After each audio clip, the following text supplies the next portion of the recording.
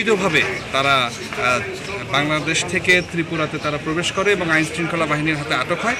পরবর্তীতে তাদেরকে যে মহামান্য আদালত থেকে যে রায় দেওয়া হয় সেই রায়ের জেল টাইম শেষ হওয়ার পরেও 6 মাস থেকে 1 বছর পর্যন্ত অতিরিক্ত নার্সিংগড়ে যে ডিটেনশন সেন্টার আছে সেখানে তাদেরকে থাকতে হয়।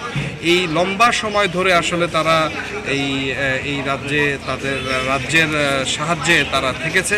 তাদের থাকা খাওয়ার ব্যবস্থা এটা নিঃসন্দেহে একটা অনেক ধৈর্য এবং অনেক রিসোর্সের প্রয়োজন হয়।